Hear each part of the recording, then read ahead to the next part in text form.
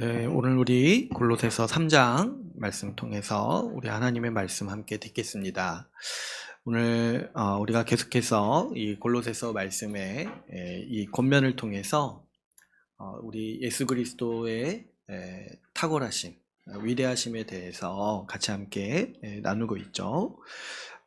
특별히 이제 2장에서는 이 예수 그리스도를 강조하면서 우리가 마땅히 그리스도를 의존하고 그를 기반으로 살아야 된다라고 이 사도가 권면하는 말씀들을 살펴봤습니다. 한편으로 또 이 사도의 안타까움도 느껴지죠. 우리가 너무 많이 속고 있다는 거예요. 그리스도께서 우리를 구원하셨다. 그렇게 생각은 하지만은 정작 우리 삶에 이런 필요한 지혜라든가 능력은 안 주신다고 여겨가지고 이 어떤 다른 것들, 헛된 속임수라든가 세상의 초등학문들을 의지해서 살아가려고 하는 것들, 어떻게 이렇게 구원은 그리스도를 통해서 받지만 삶에 필요한 다른 도움들은 이 다른 신이나 다른 지식들을 의지하려는 이런 모습들을 보면서 이제 바울이 너무나 안타까워하면서 이 권면하는 말씀들을 우리가 같이 함께 살펴봤어요. 특별히 이제 지난 시간에 나눴던 것처럼 두 가지가 우리를 그리스도를 의지하지 못하도록 유혹한다고 했죠. 이 헛된 속임수라든가 세상의 초등학문이라고 했어요. 이 헛된 속임수라는 거는 지난 시간에도 같이 살펴봤지만 이 기독교의 탈을 쓴 이교도 다른 종교라고 했습니다.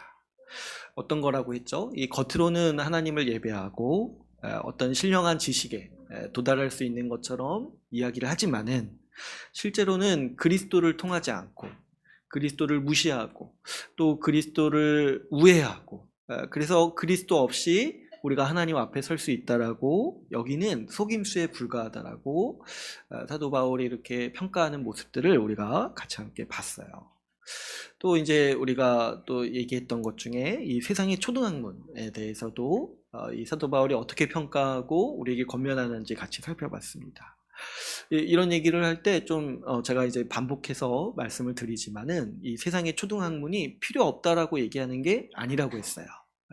필요하고 어떤 종류의 이제 지식들은 우리 이 상식 수준에서 이루어지는 거기 때문에 반드시 또 필요하기도 한 거죠. 그래서 이제 뭐 이런 거 외에도 뭐 세상의 전문 지식들이 우리한테 유용하고 또 이런 것들이 우리에게 기쁨을 줄 때가 있고 또 유용하게 쓰일 때가 있는 거예요.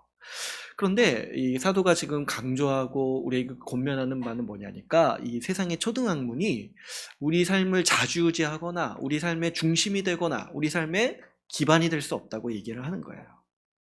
그래서 이제 몇 가지 한계에 대해서 얘기를 했죠. 이 초등학문, 세상의 초등학문이 유용하지만 그래서 초등학문이라고 부를 수 있지만은 그 한계가 있다는 거예요. 몇 가지 이제 한계를 두 가지를 이제 크게 얘기하는데 뭐냐니까 한때 쓰이다가 없어진다는 거예요. 한때 쓰이다가.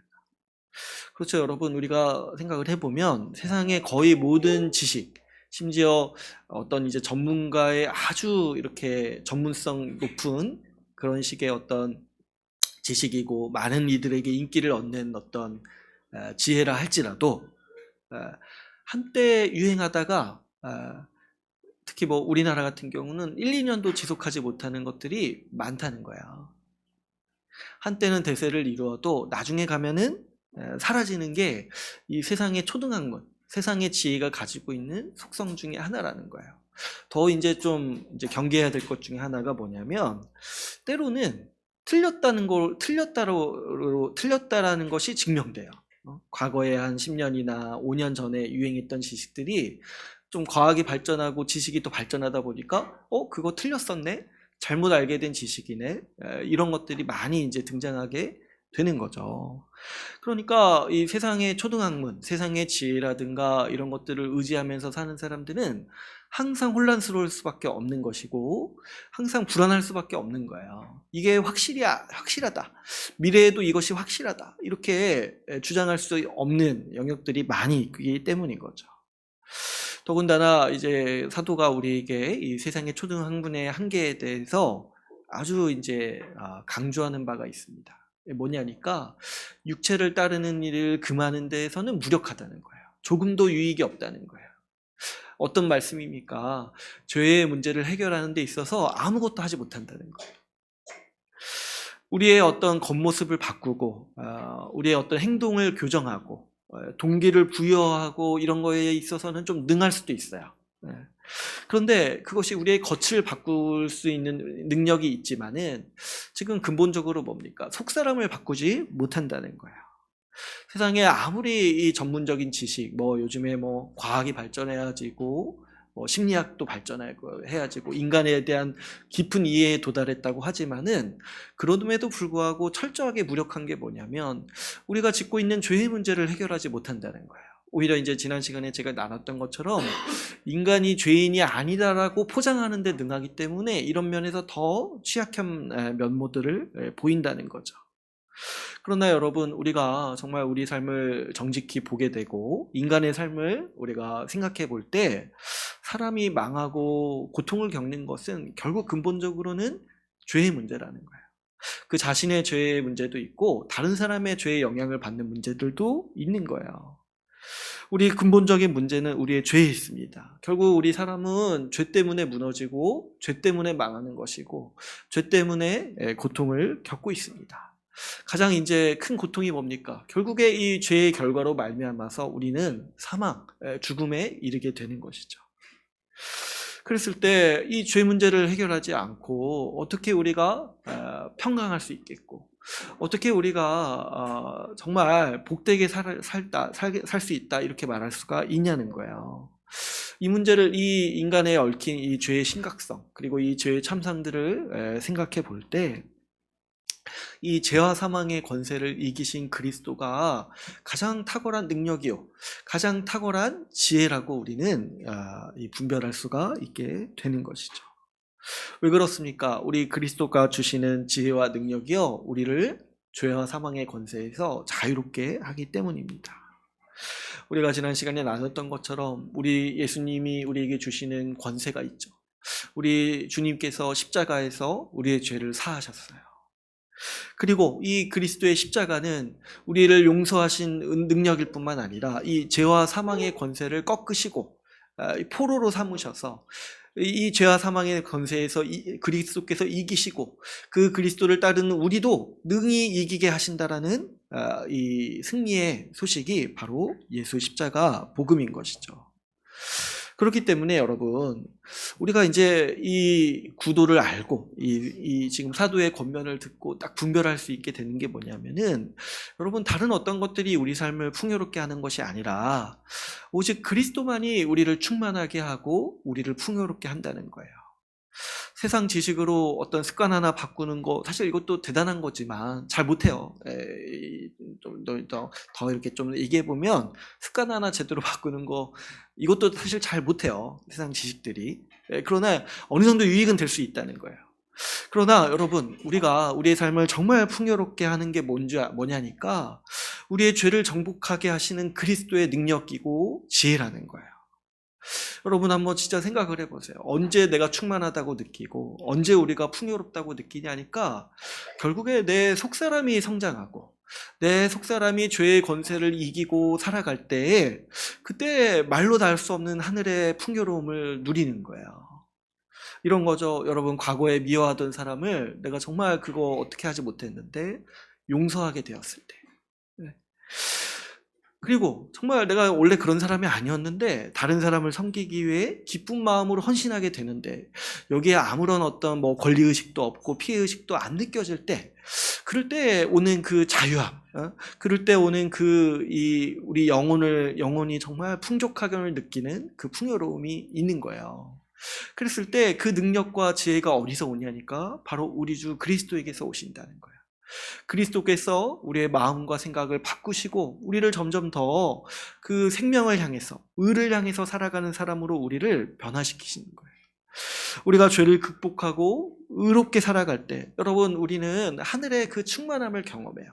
세상 어디서도 누릴 수 없었고 세상 어디서도 맛볼 수 없었던 그 충만함 이러한 마음, 이런 이 속사람이요, 우리의 삶을 복되고 풍요롭게 하는 거예요. 우리가 정말 우리 마음 가운데 그런 마음이 딱 들어올 때, 우리 예수 그리스도의 마음이 들어와서 내 과거에 내가 죄되면서 자기 이기적으로 살았던 그런 마음들이 싹 사라졌다는 것들을 받아들일 때, 그때 우리가 경험하는 게 정말 이것이 천국의 마음이구나, 이거 하늘의 복락이구나, 이런 것들을 우리가 누리게 되는 것이죠. 그럴 때 여러분, 우리가 반드시 믿어야 되는 게 여기에 있어요. 그리스도만이, 오직 그리스도만이 우리 삶을 부유하게 하시고 충만하게 하신다는 걸 믿어야 돼요. 주님께서 우리의 속사람을 변화시키시고 바꾸심으로 우리는 더 나은 사람이 될 거예요. 더 그리스도를 향해서 충만하게 살아가는 사람이 될 것입니다. 이 소망이 있기 때문에 우리는 날마다 우리 예수 그리스도가 주시는 지혜와 그 지식들을 의존하고 의지해서 살아가려고 하는 것이죠. 오늘 우리가 읽은 본문도 지난 시간에 이어서 계속해서 우리에게 권면하는 바가 뭡니까? 예수 그리스도를 의지하고 자기, 이 그리스도 없이 살았던 자신을 더 이상 의지하지 말라라고 오늘 우리가 읽은 본문 말씀도 계속해서 권면을 하고 있습니다. 특별히 오늘 본문의 1절을 보시면은 약간 이제 표현을 바꿔서 이렇게 우리에게 권면을 하는 게 뭡니까? 위의 것을 찾아라, 이렇게 우리에게 권면하고 있습니다. 여기서 이제 위의 것은 뭘 말하겠습니까? 바로 이어서 말씀하듯이 우리 주 그리스도에 대해서 얘기를 하고 있는 거죠. 계속해서 그리스도를 찾아라, 그리스도를 구하라, 그리스도로 충만해져라, 이렇게 우리에게 권면하고 있습니다. 그러니까 지금 사도가 권면하는 바는 2장에서부터 계속 이제 같은 권면을 하는 거죠. 우리 예수 그리스도로 구원받았으니까, 그리스도로 우리가 생명을 얻었으니까 이제 지속적으로 그리스도를 찾고 의지해야 되는 사람이다. 우리가 그런 사람이다. 그것을 알고 지속적으로 그리스도를 의지하라고 우리를 향해서 권면하는 겁니다. 특별히 여러분, 이제 뒤에서 계속해서 나누겠지만 우리가 그리스도를 의지하고 그리스도를 기반으로 그리스도를 붙잡고 살아가는 방법은요, 신자가 누리는 새로운 삶의 방식이에요. 이게 어떤 거냐니까, 마치 그 아이들이 처음에는 아기 때는 기잖아요. 기다가 아이들도 이제 직감적으로 알죠. 이렇게 살 수는 없구나 하면서 어떻게 해요? 걷잖아요, 두 발로. 근데 그때 한번 생각을 해보시면 아주 큰 전환이 일어나는 거예요. 걷다가 기면요, 세상이 바뀌게 보여요. 그죠? 세상에 보는 시야도 바뀌고, 그래서 새로운 차원의 지식도 생기는 것이고, 그래서 완전히 다른 삶을 살게 되는 거예요. 똑같은 사람인데 걷는 삶이랑 기는 삶은 완전히 다른 거죠. 근데 이제 한번 생각을 해보시면 이렇게 걷는 아이가 다시 기는 삶으로 돌아가지 않아요. 왜 그렇습니까? 그 두 발로 걷는 삶이요, 훨씬 더 유익하고 복되기 때문에 다시 거기로 돌아가지 않는 거죠. 근데 우리도 마찬가지라는 거예요. 우리도 과거에는 다 어떤 사람들이었어요? 기어다니는 사람들이었어요. 죄와 사망의 그 구렁텅이에서 기어다니는 사람들이었어요. 그런데 이제 어떻게 됐습니까? 이제 그리스도로 말미암아서 의를 향해서 걷는 사람이 됐다는 거예요. 주와 함께 걷는 사람이 되었다는 거예요. 이게 왜 이렇게 우리에게 변화가 일어났냐니까, 오늘 본문에서 우리에게 어떻게 설명하냐면 우리가 그리스도와 연합했다라고 우리에게 설명을 하고 있는 거예요. 그리스도와 연합했기 때문에 그리스도의 모든 것을 우리가 다 받는다라고 오늘 본문이 우리에게 설명하고 있습니다. 그러니까 이제 우리는 과거에 살던 방식으로 더 이상 살지 않는다는 거예요. 과거에는 어떻게 살았어요? 나 자신으로 살았어요. 나 자기의 계획과 내 자신의 고집과 내 자신의 지혜로 살았어요. 그런데 이제 그리스도와 연합했기 때문에 이제는 우리가 어떻게 산다는 거예요? 그리스도의 지혜와 그리스도의 능력과 그리스도의 뜻과 계획으로 우리는 살아간다는 거예요. 그리스도께서 공급하시는 그 생명과 능력으로 우리가 살아간다는 거죠. 그러므로 우리는요, 여러분, 이런 이제 완전히 다른 삶의 방식을 살게 되는데, 그게 뭐냐니까, 더 이상 자기 자신을 생각할 필요가 없다는 거예요. 자기 자신, 자기 자신을 생각하고 내 자신에 대해 집중할 필요가 없어요. 여러분, 세상에 이 그리스도를 모르는 사람들은 다 이런 방식으로 살아가는 거예요. 뭐냐니까 자기 자신한테 집중해요.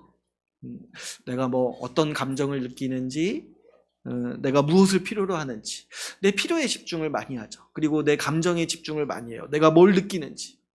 그리고 왜 그런지 모르겠는데 자기에 대해서 알고 싶어 해요. 그래가지고 막 이런 뭐 심리 검사도 받고, 뭐 요즘에 유행하는 뭐 MBTI 이런 것도 하고 그렇잖아요. 그래서 이제 자기에 대한 관심이 많아요. 그러나 여러분, 신자는요, 그런 삶에서 죽었다는 거야. 더 이상 그렇게 살지 않는다는 거예요.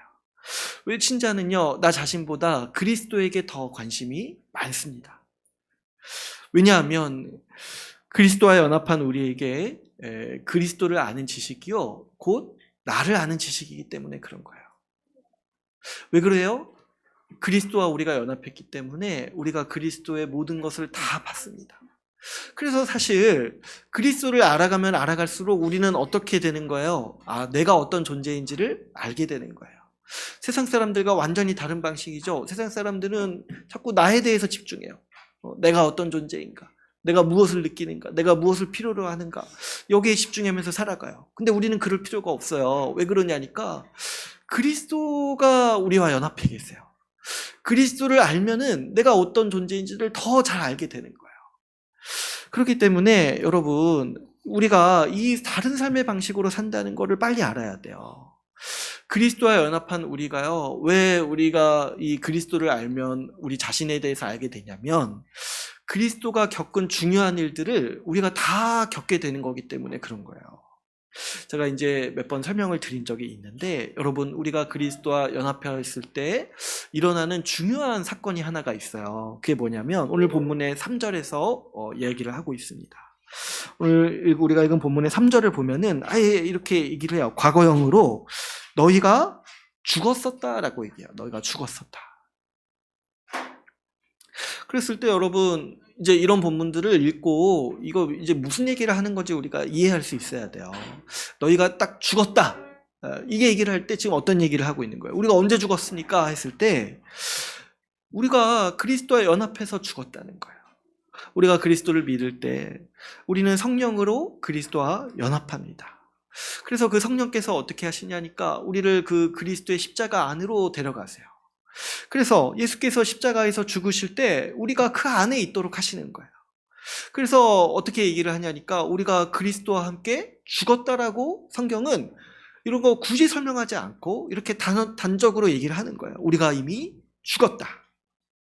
그래서 이것을 이제 이 교회에서 공식화하고 또 우리가 직접 경험할 수 있도록 하는 성례가 세례라고 했어요. 세례. 세례 받을 때 죽는다는 의미가 있다고 했어요. 그래서 이제 그 세례의 원래 의미가 뭐냐니까 담그다라는 말이에요. 담그다. 그러니까 뭐냐니까 원래 세례가 이 침례였잖아요. 침례를 받을 때 물에 담그는 거예요. 물에 사람을. 근데 이제 이게 무슨 의미라는 거예요? 너가 이미 죽었다는 거예요. 그리스도와 함께 죽었다는 거예요. 그래서 이제 신약 성경에서는 이거를 다 같이 써요. 우리가 죽었다 했을 때 반대로 어떻게 표현했냐면 세례받았다는 말도 써요. 세례받았다. 그러니까 이제 우리가 그래서 이제 세례를 대충 받으면 안 되는데 왜 그러냐니까 세례식이요, 일종의 장례식 같은 거예요. 장례식. 응? 내가 죽었다는 거야. 과거에 내가 죽었다. 그래서 장례식을 치르는데 우리가 이제 너무 대충 치르다 보니까 자꾸 죽은 줄 모르고 이렇게 생각하는 것처럼 보이는데 그런 게 아니라 세례 받았을 때 이 뭐를 이제 의미를 하는 거냐면 예수 그리스도를 믿음으로 내가 이미 죽었다라는 거를 이미 예수님은 그 일을 하셨는데 우리가 그것을 체험하고 그걸 믿음으로 받아들이도록 성례의 형태로 표현된 게 이 세례인 거예요. 그래서 여러분, 우리가 이제 확실히 믿어야 되는 게 뭐냐니까 우리가 예수 믿었을 때 우리한테 일어나는 일이 뭐냐면 내가 그리스도와 함께 죽었다는 거예요. 죽었다는 거예요. 실감이 안 나시는 분들은 어떻게 침례 한번 우리도 한번 해볼까 이런 생각도 가끔 들어요. 실감이 좀 나야 돼요. 이게 실제로 하나님이 우리에게 하시는 일이에요. 뭐냐니까 우리가 그리스도 안에서 죽었다는 거예요. 신자는 이미 죽은 자입니다. 그리스도 없이 죄와 사망의 권세에 매여 살던 신자는 죽었어요. 죄와 사망의 그 구렁텅이에서 기어다니던 그 인간, 그 사람, 그 과거의 나는 이미 죽었습니다. 언제 그러냐니까 예수님을 믿었을 때, 세례를 받았을 때에 우리는 이미 죽은 사람이라는 거예요. 그래서 오늘 본문의 3절에서 이는 너희가 이미 죽었다, 이렇게 과거형으로 확정적으로 지금 말씀하고 있는 거예요. 근데 이제 여기서 끝이 아니죠. 우리가 그리스도를 믿었을 때 그리스도께서 겪은 중요한 일을 우리가 같이 겪는데, 그 중에 하나가 또 뭡니까? 예수 그리스도가 부활하셨다는 거예요. 예수 그리스도가 부활하셨다. 예수 그리스도가 부활하셨을 때 우리도 어떻게 됐냐니까, 그 부활하신 그리스도 안에 우리가 있는 거예요. 그래서 그리스도와 함께 죽었다가 그리스도가 부활하셨을 때 우리는 그 그리스도의 부활 생명으로 다시 살아난 존재가 되었습니다. 그래서 오늘 본문의 1절 말씀을 보면은 이렇게 얘기를 하죠. 처음에 시작할 때 보시면, 그러므로 너희가 그리스도와 함께 다시 살리심을 받았으면, 이렇게 얘기를 해요.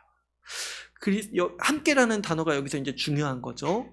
그리스도가 살아나셨을 때, 이제 오늘 부활절이라고 하는데, 그리스도만 살아나신 게 아니에요, 여러분. 뭐냐니까, 나도 살아났어요. 나도 다시 살아났어요. 그리스도와 함께 다시 살아났어요. 예수와 연합해서 죽었고, 예수와 연합해서 우리는 다시 살아났습니다. 그런데 여러분, 다시 살아날 때 그 다시 살아난 나는 어떤 존재예요? 내가 이전에 살던 그 생명으로 다시 산 게 아니에요. 그때 내가 그 과거에 기어다니던, 그 죄와 사망의 그 구렁텅이에서 기어다니던 그 생명으로 다시 산 게 아니에요. 그건 이제 죽고 끝났어요. 이제 어떤 사람으로 다시 살아났냐니까, 이제 예수의 그 부활 생명으로 살아난 거예요. 예수님의 그 부활의 생명으로 거기에 연합해가지고 우리가 다시 산 거예요. 그러므로 여러분, 우리가 지금 신자로서 살아가는 매일이 뭐냐니까, 우리는 이미 부활 생명으로 사는 거예요. 이미 우리는 부활했어요. 부활한 생명으로 우리는 매일매일 지금 살아가고 있는 거예요. 그러므로 여러분, 이제 우리가 이 예수 믿는 사람이 확실히 알아야 되는 지식이 여기에 있어요. 더 이상 자기 생명, 자기 생각이나 자기 지혜나 자기 계획으로 사는 인생이 아니라는 거예요. 그런 사람, 그런 나는 이미 죽었어요. 예수 믿었을 때, 세례 받았을 때 이미 죽었어요. 그리고 언제 태어났냐니까, 우리의 생명이신 예수 그리스도, 우리의 부활 생명 예수 그리스도로 말미암아서 지금 다시 살았다는 거예요.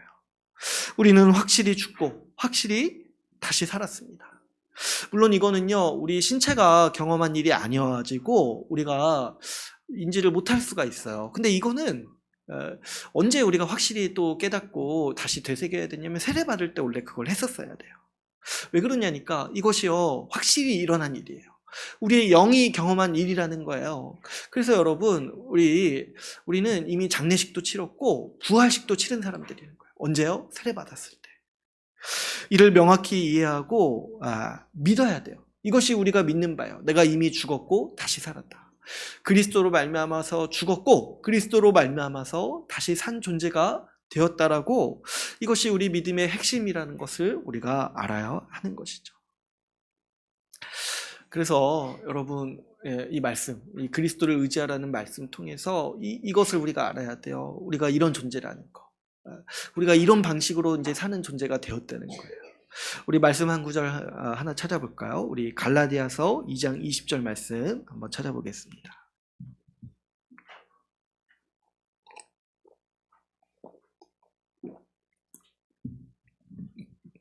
갈라디아서 2장 20절 말씀 같이 한번 읽어보겠습니다. 같이 읽어볼게요. 시작. 내가 그리스도와 함께 십자가에 못 박혔나니 그런즉 이제는 내가 사는 것이 아니요 오직 내 안에 그리스도께서 사시는 것이라. 이제 내가 육체 가운데 사는 것은 나를 사랑하사 나를 위하여 자기 자신을 버리신 하나님의 아들을 믿는 믿음 안에서 사는 것이라. 아멘. 이 갈라디아서 2장 20절이 지금 이제 이 골로새서 3장 1절에서 이 4절에서 말씀하고 있는 바를 요약하는 거예요. 어떻게 시작을 합니까? 내가 그리스도와 함께 십자가에 못 박혔다고 얘기를 하죠.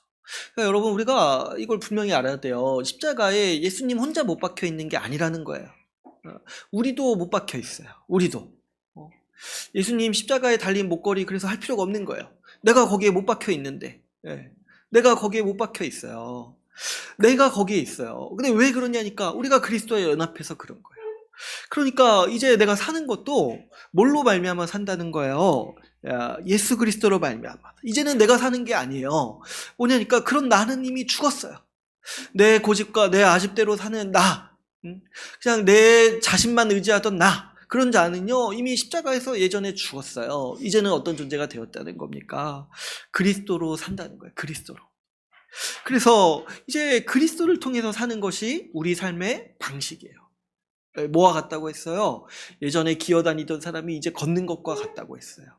예전에 자기 자신만을 의지하면서 살아가던 사람이 이제는 그리스도를 의지하고 그리스도께 의존하고 그리스도를 붙잡고 살아가는 방식의 삶을 살게 되었다는 거예요. 이게 그리스도를 믿을 때 우리에게 바뀌는 완전히 다른 삶의 방식이라는 거죠. 그러므로 여러분, 우리가 이것을 더 이해하고 알아가야 되는 것이고 이것을 우리 삶에 더 확실히 해야 돼요. 우리가 예수 믿고 얻은 생명이요, 예수님의 생명이에요. 예수님의 생명. 예수님이 날마다 그래서 우리에게 이 그분의 지혜와 그분의 충만한 생명을 공급해 주세요. 예수님이요, 우리의 심장이에요. 우리의 심장, 우리의 생명이에요.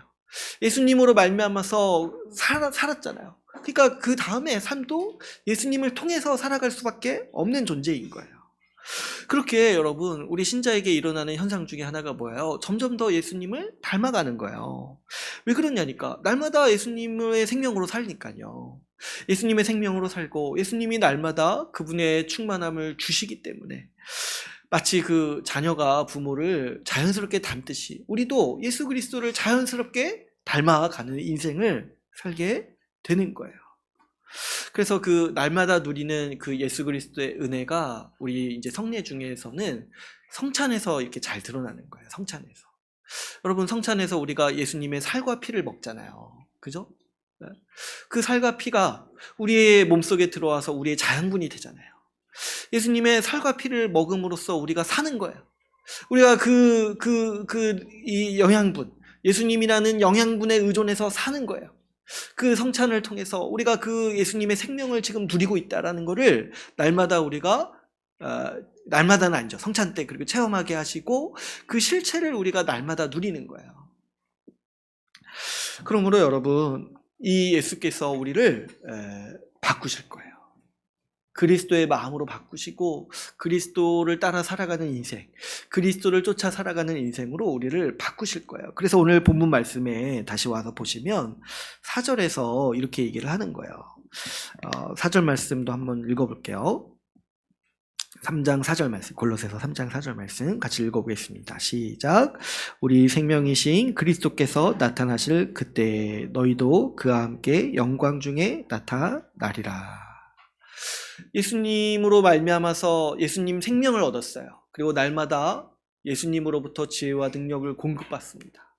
그럴 때 예수님이 우리를 어떻게 하시냐니까 마지막 날까지 우리를 영광스러운 모습으로 가꾸어 가시는 거예요. 우리의 속사람을 변화시켜 주시고, 그래서 마지막 예수님 오실 때 어떻게 됩니까? 우리가 그 주를 닮은 영광스러운 모습으로 같이 서게 하시려고 지금 이제 우리를 준비시키시고 인도하시고 우리에게 지혜와 능력을 공급해주고 계신다는 거예요. 그러므로 여러분, 우리 이것이 신자의 삶의 방식이라는 걸 이해해야 돼요. 신자의 삶의 방식. 과거에 내가 자꾸 내 감정에 의지하고 나를 자신을 찾아보고 내 자신의 어떤 계획이나 그런 고집에 의존해서 살아가려던 거요. 그거는 기던 거예요. 기던 삶의 방식이에요. 그러나 이제 그리스도로 말미암아서 다시 살았기 때문에 우리는 이제 그리스도를 통해서 걷는 삶의 방식을 살게 되었습니다. 그런데 여러분, 이거 반대로 생각을 해보면 우리 신자가 그런 존재인데 우리가 그리스도를 통해서 살지 않는다라면, 그리스도를 통해서 살아난 자가요 그리스도를 의지하지 않는다라면요 이거는요 아무것도 아닌 거예요. 아무것도 아닌 거예요. 걷게 된 자가요 이제 걸을 수 있는데 자꾸 기려고만 해요. 그럼 얼마나 이상한 사람입니까? 이상한 존재입니까? 근데 이제 우리가 그런 존재가 될 수가 있다라고 지금 골로새서 말씀이 이렇게 권면하는 거예요. 예수님으로 말미암아서 다시 살았는데 왜 다시 자꾸 돌아가려고 하냐는 거예요.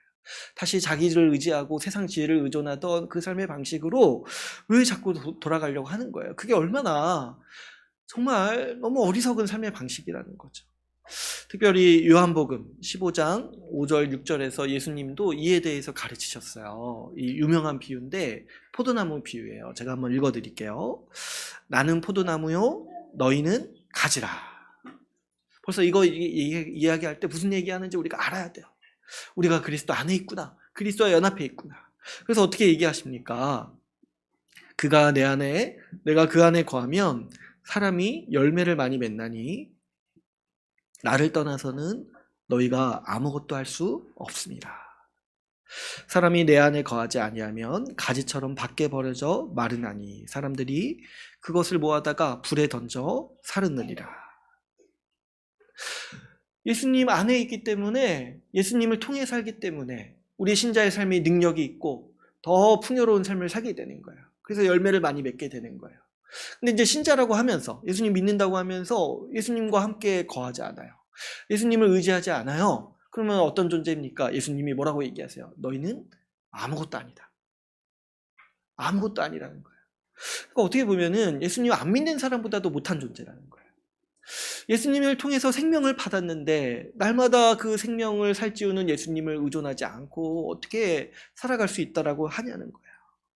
그래서 어떻게 얘기합니까? 이 불에 던져 사르는 저 나뭇가지와 같다는 거예요. 이 나무에서 떨어나오져 나온 가지를 어디다 쓰냐는 거예요. 어디다. 그냥 불에 던져 사를 뿐이라는 거예요.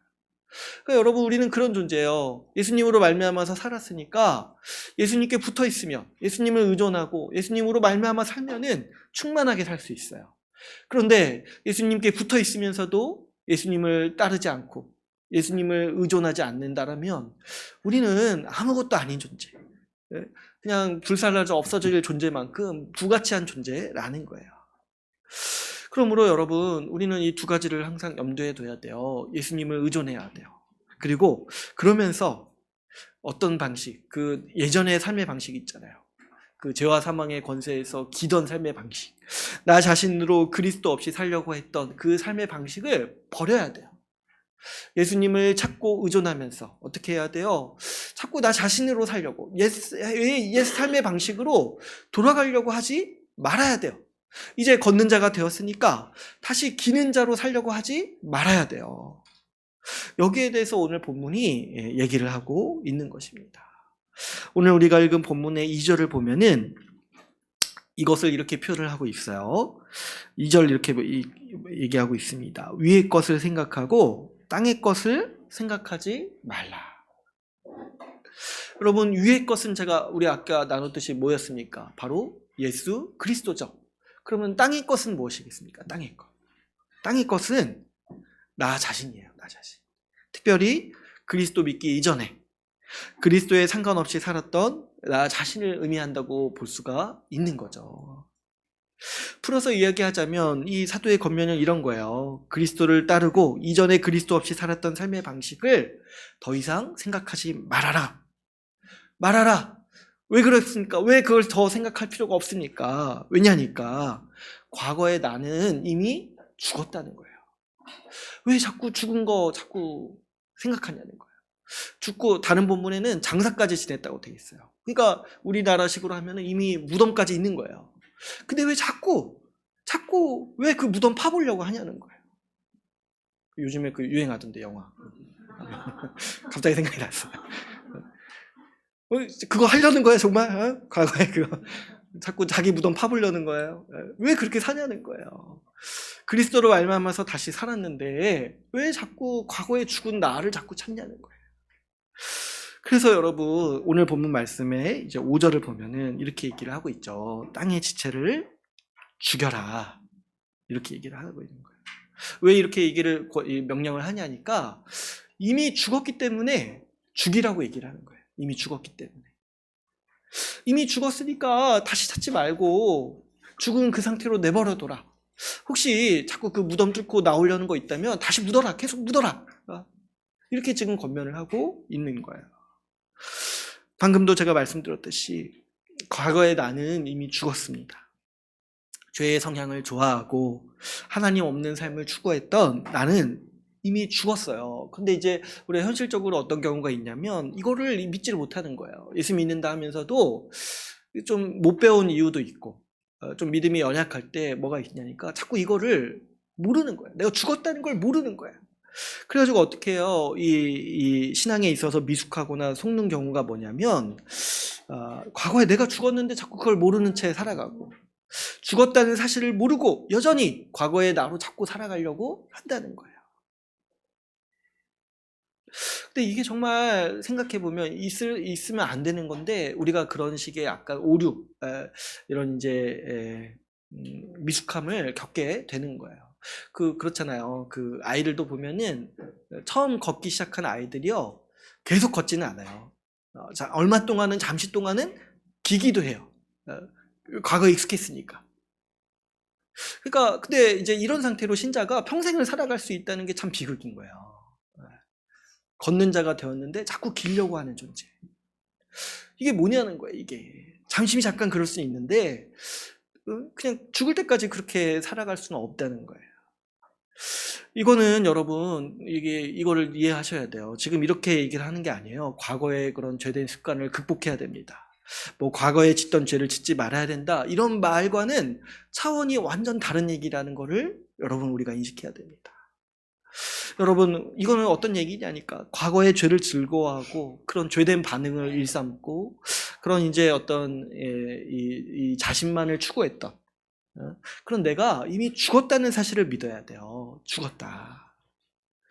여러분 우리 스스로는요 그런 과거의 나와 결별할 수가 없어요. 제가 아까 왜 세상의 지혜와 지식이 습관 바꾸는 거에서도 무력하다고 말씀을 드렸냐니까 여러분 우리가 그렇잖아요. 10년, 20년 이렇게 자기 몸에 배워온 어떤 뭐 태도라든가 습관이라든가 이런 거 쉽게 안 바뀝니다. 그러니까 세상의 지혜와 지식도 그런 세상의 초등학문도 이런 데에 무력한 거예요. 사람이 내가 20년 동안 이렇게 살아왔는데 뭐 이렇게 하나 듣는다고 바뀝니까? 잘 안 바뀌죠. 마찬가지예요. 사람이 그래서 잘 안 변하는 거예요. 우리도 마찬가지예요. 우리 죄 짓지 말아야 됩니다. 과거에 죄된 습관 버려야 됩니다. 성경은요 이런 방식으로 얘기하지 않는다는 거예요. 어떻게 얘기하냐니까 주님이 우리를 어떻게 바꾸시고 변화시켰냐니까 우리를 죽이셨다는 거예요.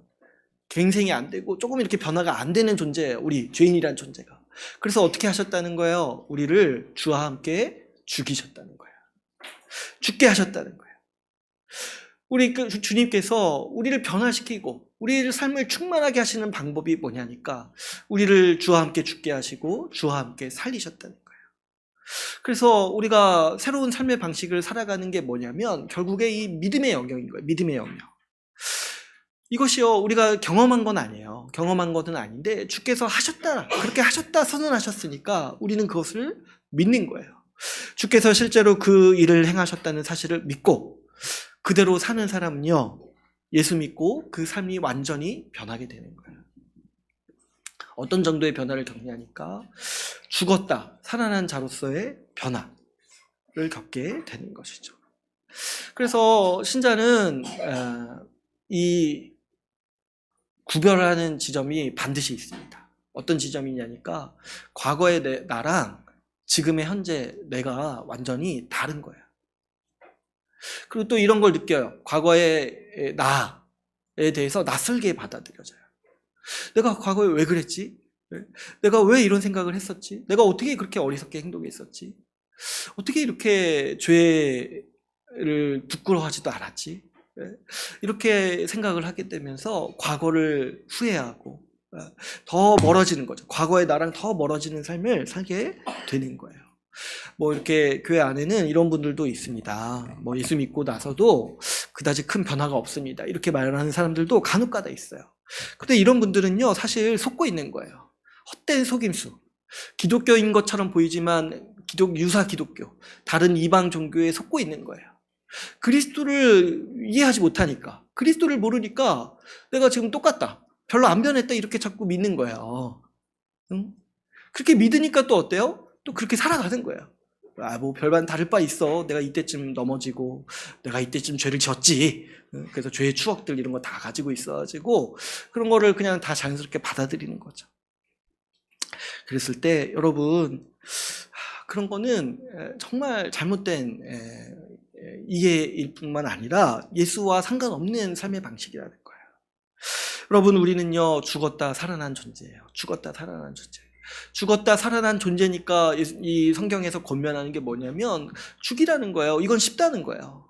죽었다라는 거 믿었으면은 과거의 나를 죽이는 건 쉽다는 거예요. 우리에게 이런 변화, 이런 은혜를 주셨기 때문에 성경은 우리의 하나님 말씀은 지속적으로 우리에게 새로운 삶을 살라라고 우리에게 권면하고 있습니다. 특별히 우리가 오늘 읽은 이제 5절 그리고 6절 이렇게 보시면 그리고 이제 아직 우리가 읽지는 않았지만 5절에서 11절까지 보시면 12절까지가 과거에 우리가 어떤 존재였는지에 대해서 설명을 하고 있어요. 과거에 우리가 어떤 사람이었는데 죽었다는 거예요. 죽었다는 거예요. 그래서 이제 5절에서 12절. 근데 이제 오늘은 이제 5절만 이렇게 보게 되면은 과거에 우리 삶의 특징에 대해서 어떤 얘기들 합니까? 5절 보시면 이렇게 얘기를 합니다. 땅의 지체를 죽이라 이렇게 말씀하시면서 곧 음란과 부정과 사욕과 악한 정욕과 탐심이 이렇게 얘기를 하고 있어요. 그러니까 과거에 그리스도 없이 살았던 삶의 아주 그 특징이 뭐냐니까 여기서 이제 3-4가지를 얘기를 하고 있는데 이제 요약하면 2개예요. 음란과 탐심이에요. 탐욕. 이게 이제 부정도 여기서 이제 음란을 표현하는 용어인데 어쨌든 음란과 탐심이 이 과거에 우리 그리스도 없이 살았던 나를 지배하고 특징 짓는 요소라는 거예요. 그러니까 여러분 우리가 딱 분별을 할 때 과거의 나도 그렇고 뭐냐니까 하나님 없이 살아가는 사람의 대표적인 삶의 지향점이 여기에 있다는 거예요. 이 음란과 탐욕이 있다는 거예요. 특별히 이제 5절 끝에 보면은 이 탐심이 우상숭배라고 얘기를 하고 있습니다. 그렇죠, 여러분. 그 탐심은요, 우리가 이제 십계명 다룰 때 이 얘기를 이제 많이 했었는데, 십계명에서도 이 탐심을 굉장히 많이 얘기를 하고 있다고 했어요. 그 1계명 했을 때 하나님 외에 다른 우상을 섬기지 말라 했을 때 그 우상 중에 대표적인 우상이 돈이었죠. 그리고 이제 우리 이제 8계명에 이 도둑질하지 말라도 있었고, 그리고 10번째 계명이 어떤 계명이었습니까? 아예 남의 것을 탐하지 말라는 계명이었어요. 그래서 이 탐심이라는 게 하나님을 대적하는 강력한 우상이라고 했죠. 그래서 이제 십계명에서도 그 우상 숭배에 대해서 얘기를 할 때 이 탐심과 돈에 대해서 이제 몇 가지 우리가 반복해서 나누었던 기억이 있습니다. 여러분 이 탐심은요 하나님 없이 살아가려는 사람이 자연스럽게 품는 마음이에요. 하나님이 없다고 생각할 때 사람이 어떤 생각을 자연스럽게 하게 됩니까? 결국에 돈이 내 삶의 기반이구나. 돈이 나를 먹고 살게 하는구나. 또 더 나아가서 어떻게 합니까? 이 돈이 내 복의 기반이구나. 이렇게 이제 자연스럽게 여기게 되는 것이죠. 그래서 돈에 의해서 먹고 산다고 생각하고 더 많은 돈이 내 삶을 복되게 할 거라고 여기기 때문에 돈을 섬기는 게 그래서 탐욕스러운 게 이 하나님 없는 사람들의 자연스러운 삶의 방식이라는 거예요. 그래서 이제 예수님께서도 가르치실 때 이 2가지 삶의 방향이 있다는 취지로 말씀을 하신 거예요. 뭐냐니까 돈을 사랑하고 하나님을 미워하든가 하나님을 사랑하고 돈을 미워하든가 둘 중에 하나라는 거예요. 인생은.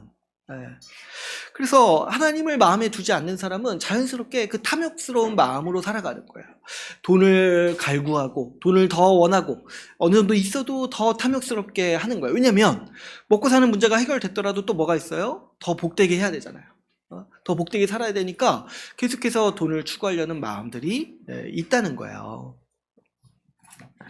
그랬을 때 여러분 그래서 이 세상 문화들을 잘 살펴보면은 지금 여기서 얘기하는 그 음란과 탐심이요 그 세상의 문화에 그 중심에 자리 잡고 있다는 것을 우리가 또 분별할 수가 있습니다.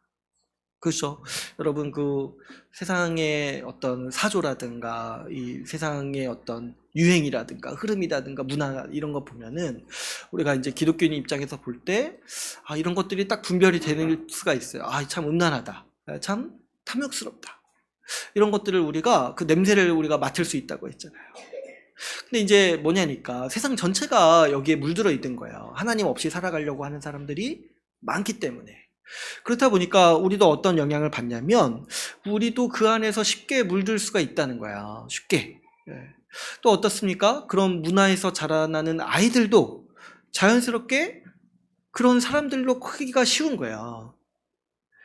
그렇죠, 여러분. 우리가 세상의 영향을 많이 받습니다.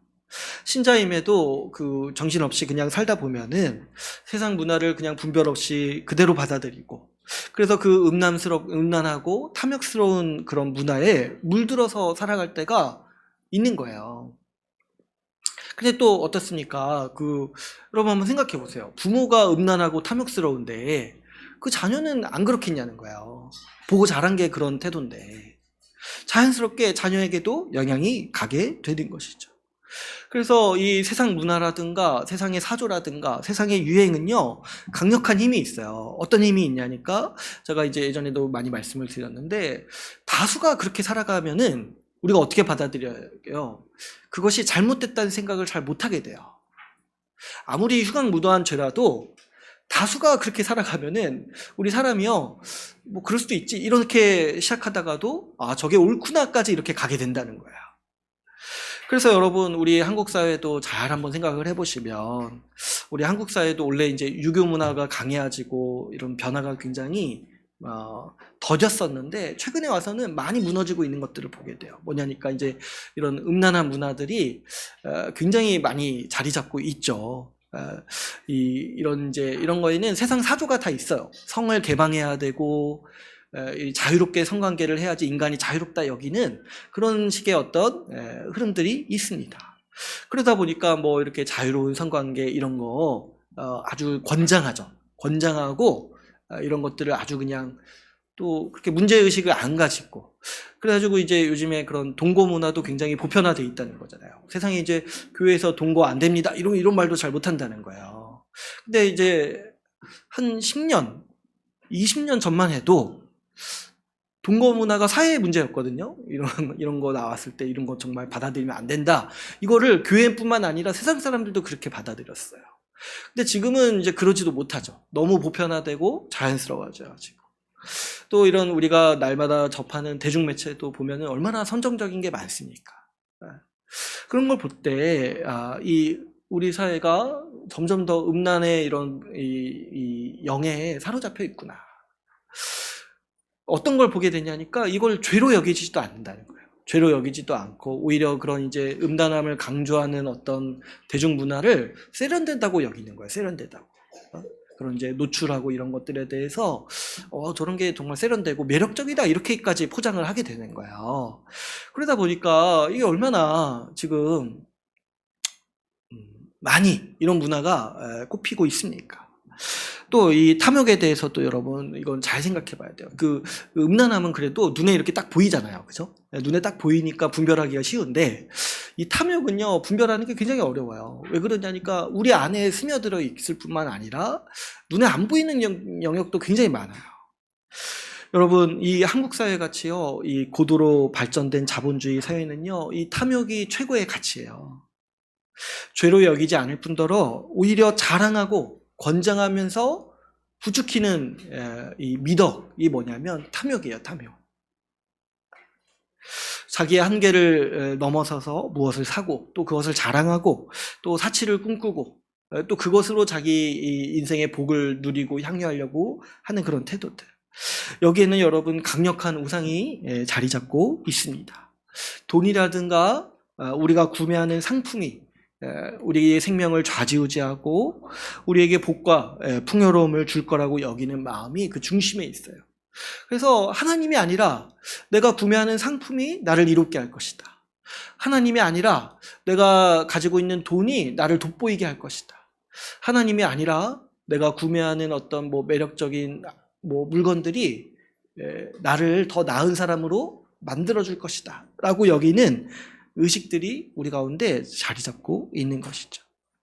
그래서 여러분, 탐욕이요, 원래 이 과거 사회, 이런 이제 고전적인 사회에서는 약간 이제 윤리적으로 지탄받을 만한 일이었는데, 우리 시대에 와서 이 탐욕은 오히려 하나의 미덕이 됐어요. 이게 얼마나 놀라운 변화입니까?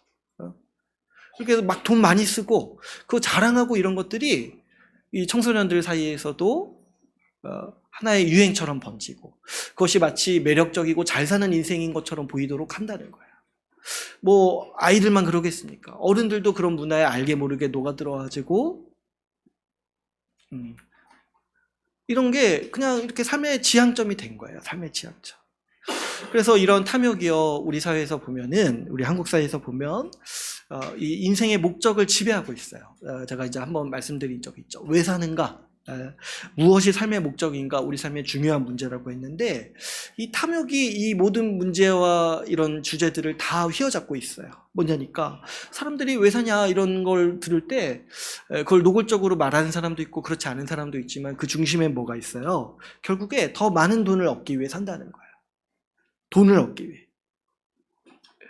그런데 이런 삶에 이 분명한 문제점들이 있죠. 뭐냐니까, 이런 것들이, 이런 탐욕과 돈을 더 추구하는 삶들이요, 이런 삶에서 오는 허무와 절망을 해결해 주지 못하는 거예요.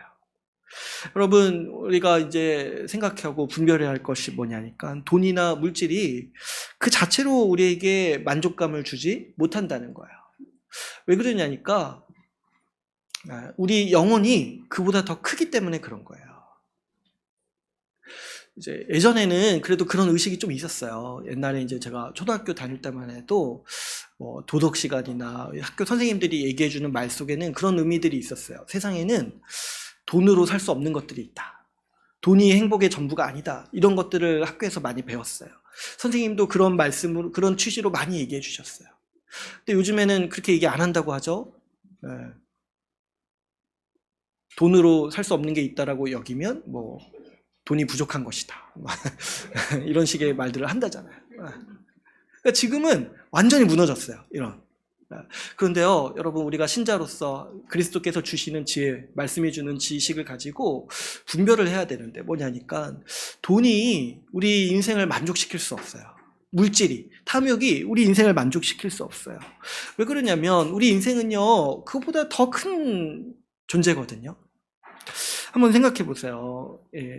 돈만으로 채울 수 없는 영역이 우리 인생에는 분명히 있습니다. 예를 들어서 관계 같은 경우 한번 생각을 해보시면, 우리가 여러분 인생을 살아갈 때 행복감을 느끼는 경우는 관계를 통해서 느낄 때가 많거든요.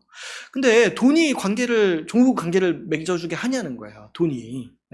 어떤 이제 사람들로부터 받는 인정이라든가 뭐 명예라든가 관계에서 서로 사랑받고 이렇게 누리는 어떤 생활이라든가 이런 것들이 분명 우리 삶을 윤택하게 하고 풍요롭게 하는 것들인데, 돈이 이런 것들을 만족시키기는커녕 오히려 파괴시키는 경향이 더 많아요. 돈 많이 버는 사람들이요, 보면은 관계가 별로 안 좋은 경우가 있어요. 다 그렇지는 않겠지만 물론. 왜냐니까 돈 벌기 위해서 관계를 자꾸 파괴시키거든요. 자기 가정도 희생시키고 돈 버느라 사람들도 안 만나고, 또 돈을 모은 다음에 이게 또 자기 거라고 생각하니까 나누지도 않고, 그러면서 점점 더 옹졸해지고 그 관계가 더 이렇게 더 무너지는 거예요.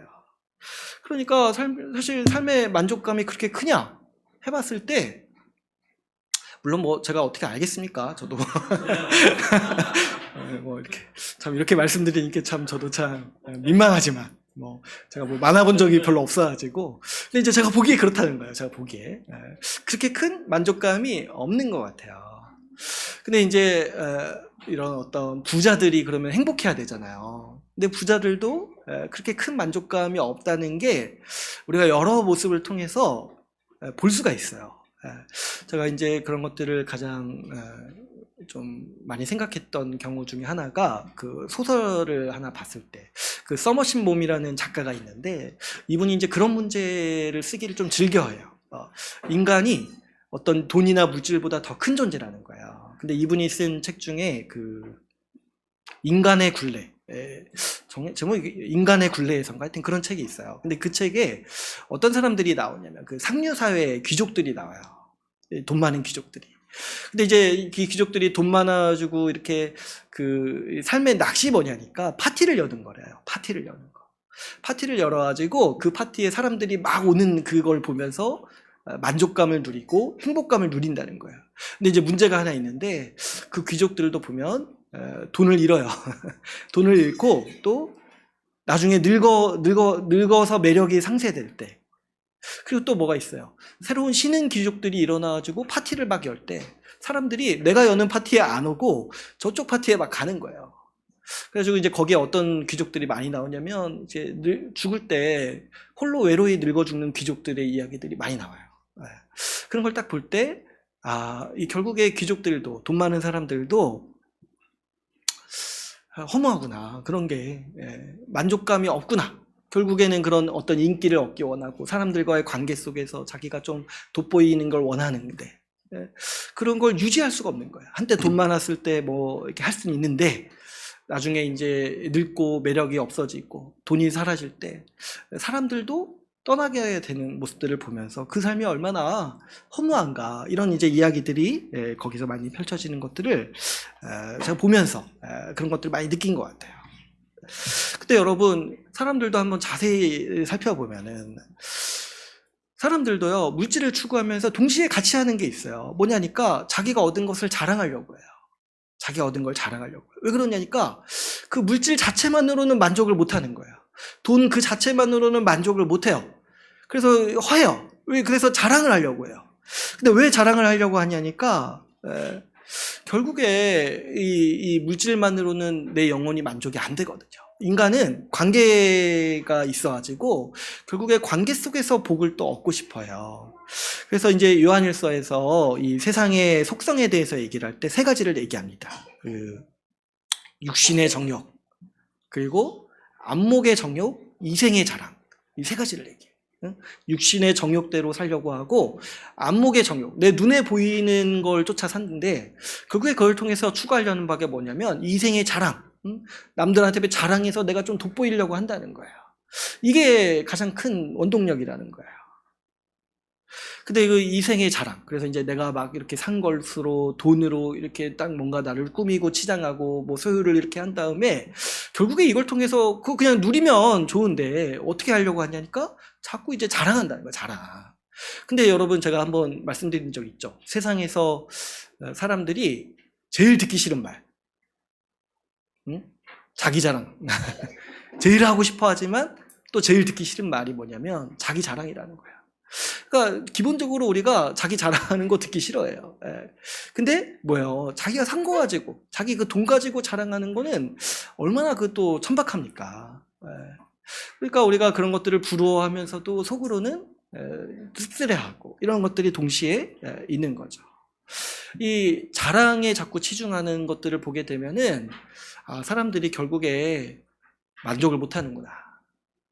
만족을 못하고 그것보다 더 큰 뭔가를 찾고 있구나라는 것을 우리가 엿볼 수가 있는 거죠. 이 얘기가 이제 나와서 좀 몇 가지 좀 더 말씀드리고 싶은 것 중에 하나가, 여러분 그 최근에 미국에서 이런 연구가 있다고 해요. 미국에서 이 어린 소녀들의 자살률이 갑자기 급등하고 있다는 거예요. 근데 그래서 이게 너무 희한한 현상이니까 이제 이 사람들이, 이제 학자들이 조사하고 연구를 했는데 그 원인 중에 하나가 SNS 때문이라는 게 연구 결과로 최근에 나왔다는 거예요. 그렇죠, 여러분. 저도 이제 이제 이런 걸 들으면서 생각을 했는데, SNS를 하는 주요 이 기제가 뭐냐니까 결국에 그 자랑이라는 거예요, 자랑. 근데 이제 소녀들이 굉장히 이게 아직 정체성 형성도 덜 돼 있고 마음도 약하잖아요. 근데 이제 남들이 자랑하는 그런 이제 뭐 포스팅이라고 하나요? 이런 거 이제 보면서 우울감을 느낀다는 거예요. 우울감. 근데 결국 자기도 올리는데 남들 것도 보면서 우울한 거예요. 자기는 그렇게 못 사는데. 근데 사실 그 올린 사람도 그렇게 안 살아요. 그냥 자랑하려고 자기 몇 가지 그렇게 올린 거예요. 근데 이제 그거 보면서 우울해하면서 자기 인생을 비관하면서 자살하는 사람들이 있다는 거예요. 그리고 그런 이제 사람들이 늘어난다는 거예요. 그랬을 때 더 이제 놀라운 사실 중에 하나가 그 SNS 회사도 이걸 알았다는 거예요. 내부 조사에 이게 있었다는 거예요. 근데 이제 내부 고발로 인해서 밝혀졌는데 이걸 알고도 묵인했다는 거예요. 어떤 해결하려는 의지라든가 시정하려는 어떤 시도도 하지 않았다는 거죠. 오히려 이제 최근에 그 SNS 회사들의 어떤 운영 방침에 대해서 폭로하는 연구 결과들이 나오고 있는데, 여러분 그 SNS 볼 때 이게 뭔가 뜨잖아요. 근데 이게 뜰 때 이게 알고리즘이 있다는 거예요. 내부 안에서 정하는 규칙이 있는 거예요. 내가 보고 싶은 걸 보는 게 아니죠. 근데 이제 그 띄울 때 어떤 걸 띄우냐면은 사람들이 화나거나 뭐 이렇게 좀 이렇게 화나거나 좀 이렇게 뭔가 불쾌감을 표시하는 그 게시물을 위주로 띄운다는 거예요. 왜 그러냐면 화나면은 어때요? 사람들이 더 감정을 이입하니까 더 많이 보게 된다는 거예요. 더 많이 접속하게 된다는 거예요. 그래서 분노를 표출하고 우울감을 표출하고 어떤 이제 이 자극적인 감정을 표출하는 이런 포스팅이 유행하게 되고, 이런 것들로 어때요? 이 SNS 회사들이 이득을 얻는 거예요. 이런 것들이 이제 이 연구자들에 의해서 고발되고 했는데도 문제는 뭐냐면 이 회사들이 그걸 고치지 않겠다라고 거의 이렇게 그렇게 얘기를 한다는 거죠. 그랬을 때 여러분, 제가 이제 단적인 예로 이렇게 말씀을 드렸지만은 우리는요 지금 어떤 문명을 살고 있냐면 탐욕이 모든 것을 집어삼키는 그런 문명에서 살고 있어요. 문제가 있고 심지어 사람이 죽고 다쳐도 못 멈춰요. 제가 이거 예전에 뭐 이렇게 자본주의 얘기할 때도 몇 번 말씀드렸어요. 사람이 죽고 다치는데도 못 멈춘다는 거예요. 왜요? 탐욕 때문에. 돈이 더 중요하다고 생각하니까. 돈이 더 중요하다고 생각하니까 이렇게 자기들도 알면서 이것 때문에 사람이 죽는다, 이것 때문에 사람들이 불행하다는 거 알면서도 뭐가 더 우선시 되는 겁니까? 더 많은 이익, 더 많은 돈을 얻기 위해서 끊임없이 희생시켜야 된다라고, 이것이 정당하다, 이럴 수밖에 없다라고 그렇게 굳게 믿고 여기에 대해서 아무도 문제 제기하지 않는 그런 문명에 우리가 지금 살고 있다는 거예요. 모든 것을 희생시키더라도 모든 것을, 자기 가족이라든가 관계라든가 신앙이라든가 다 희생시키더라도 돈을 얻을 수 있다라면 괜찮다고 여기는 것이 우리 사회의 지금 흐름이라는 거예요. 그랬을 때 여러분 한번 생각해 보세요. 이렇게 돌아가는 사회, 이것이 옳다고 여기고 이것이 마땅하다고 여기고 그리고 이것이 선하다고 여기는 지금 우리 세상인 거예요. 이 세상에서요 절대로 우리는 못 빠져나옵니다. 절대로 못 빠져나와요. 우리 스스로는 절대로 못 빠져나와요. 그런데 우리가 이 시대에서 예수 십자가 복음을 듣는 거예요. 기쁜 소식을 듣는 거예요. 예수 십자가 복음은 그 일을 이루시는 복음이라고 오늘 본문 말씀이 우리에게 말씀하고 있는 거예요. 그 죄와 사망의 권세, 음란과 탐욕으로 점철된 그 인생, 그 세상에서 우리를 빼내오셨다는 거예요. 어떻게 빼내오셨습니까? 우리를 죽게 하셨다는 거예요. 그 세상에서 살던 나, 그래서 이 탐욕과 음란으로 점철된 그 인생이었던 나, 그 인생에서 우리를 죽이셨다는 거예요. 음란과 탐욕에 빠져서 인생의 정욕과 시간을 바쳤던 나를 죽이시고 이제 그리스도의 부활 생명을 주셔가지고 우리를 새롭게 살리셨습니다. 이렇게 죽어야지만 그 세계에서 빠져나올 수 있다는 게 성경의 가르침이에요. 이미 죽었다는 걸 그래서 믿어야 된다는 거예요. 주님의 생명은 우리 주님으로 부활해서, 주님과 연합해서 부활해서 얻은 우리 주님의 생명은 우리의 가치와 눈을 완전히 바꿉니다. 우리의 생명과 복이 돈에 있는 것이 아니라 하나님께 있음을 보도록 하는 것이죠. 이 세상이 전부가 아니라 지금 이 세상이 막 지금 돈 때문에 죽고 살고 하는데 그게 전부가 아니라 앞으로 오는 세상, 하나님 나라가 완성될 세상이 있다라는 것을 우리가 보게 하는 거예요. 그래서 어떻게 합니까? 이제 우리가 그렇게 살아가는 삶에 대해서 분별하고 거리를 두게 하는 거예요. 과거에 그 삶이 매력적이라고 여기던 나는 이미 죽었어요. 주님이 우리에게 오셔서 우리의 삶을 충만하게 하셨습니다. 우리의 속사람을 바꾸시고 우리를 풍요롭게 하셨습니다. 그러므로 여러분, 우리가 이 복음의 능력을 믿고 복음을 의지하고 그리스도를 의지하고 우리 지금 이 시대를 살아가야 돼요. 그래야지만 지금 이 시대를 분별할 수 있어요. 이 세상이 아무리 탐욕으로, 음란으로 그것이 당연하다고 여기고 그런 광풍으로 몰아칠지라도 우리는 그런 것들이 그냥 남의 나라 이야기로 받아들일 수 있어야 돼요. 내가 죽었다. 내가 이미 죽었어요. 어디 여러분 저기 뭐 미국에서 폭동 나고 뭐 미국에서 뭐 위기 있을 때 우리가 정말 막 그렇게 감정이 동화됩니까? 물론 걱정하는 마음 좀 있을 수 있겠죠. 근데 정말 내가 겪는 것처럼 그렇게 느끼냐는 거예요. 그랬을 때 여러분 한국에서 일어나는 이런 문화들, 이런 어떤 현상들도 우리가 그렇게 받아들일 수 있어야 돼요. 남의 나라 이야기다. 내가 살아가는 삶의 방식이 아니라는 거예요. 그러므로 여러분, 우리가 이 복음을 듣고 믿었으니까 이제 우리가 그리스도로 말미암아서 다시 살아나서 하나님 나라의 백성으로 그리고 새로운 인생을, 새로운 생명을 받았으니까 이제 오늘 우리가 말씀에서 권면하는 바대로 우리는 어떻게 살아야겠습니까? 위의 것을 생각하고 땅의 것을 생각하지 말아야 됩니다. 신자의 삶의 비결이 여기에 있어요. 위의 것, 그리스도를 찾고 땅의 것, 과거의 나를 묻어버려야 돼요. 묻어버려야 돼요. 내가 죽었다고 생각해야 돼요. 근데 여러분, 여기서 지금 쓰는 표현이 어떤 표현이에요? 생각이라는 표현을 계속 쓰잖아요. 생각. 그래서 이 신자의 삶의 비결이요, 여기에 있어요. 생각을 하는 거예요. 생각을. 과거의 나를 생각하지 않고 그리스도를 자주 생각하는 거예요. 그리스도를. 탐욕이 들어오고 음란이 들어오고 그 외에 뭐 여러 세상의 염려나 걱정이 들어올 때 우리는 우리의 이 옛 마음의 습관이라든가 아직 죽지 못한 정욕으로 반응하는 경우가 종종 있는 거예요. 그러나 여러분, 종종 그 죽은 나를 붙잡지 말아야 돼요. 죽은 나. 거기에는요, 이 시체가 썩어가는 냄새가 있는 거예요. 자꾸 과거에 내가 살던 방식으로 그런 것들에 반응하지 마세요. 예수의 생명을 받았으니까 예수님의 생명으로 반응하고 예수 그리스도를 의존해서 그런 문제들을 생각하고 판단해야 하는 것이죠. 그리스도를 붙잡아야 돼요. 죽은 나를 붙잡고 살지 말고. 그래서 어떻게 해야 된다고 얘기하는 겁니까? 그리스도를 생각하라고 얘기하고 있는 거예요. 그리스도를 생각하라. 그래서 제가 이제 주일 공예배가 그래서 이제 중요하다고 말씀을 드렸죠. 우리가 바쁘게 살다가도 딱 주일 공예배에 와서 이런 얘기를 듣는 거예요. 그리스도다. 예수 그리스도가 우리 삶을 붙잡고 있다.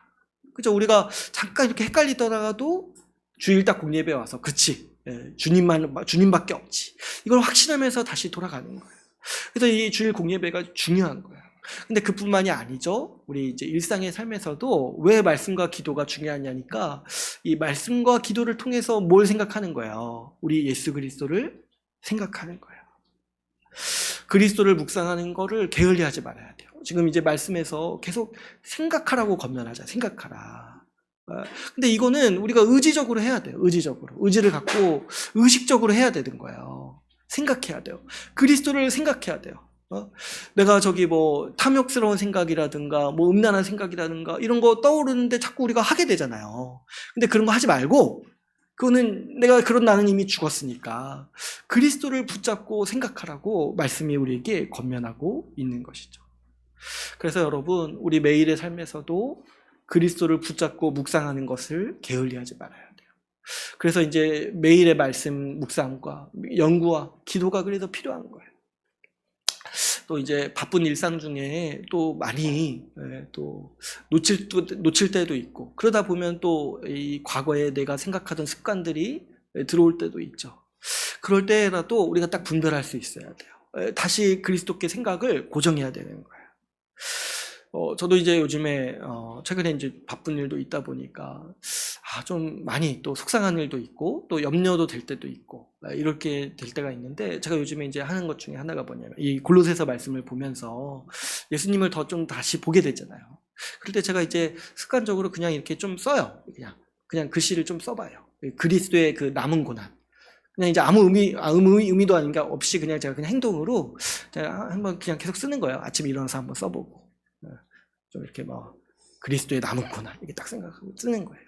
그랬을 때 좀 한번 생각을 해보는 거예요. 내가 어떤 문제가 딱 생겼을 때, 좀 속상한 일이 생겼을 때, 이 그리스도의 남은 고난, 그냥 그 단어 이렇게 딱 한번 쓰면서, 그래, 내가 그리스도의 남은 고난에 동참하는 인생인데 이것도 못 참겠는가? 이 생각을 딱 한번 하는 거예요.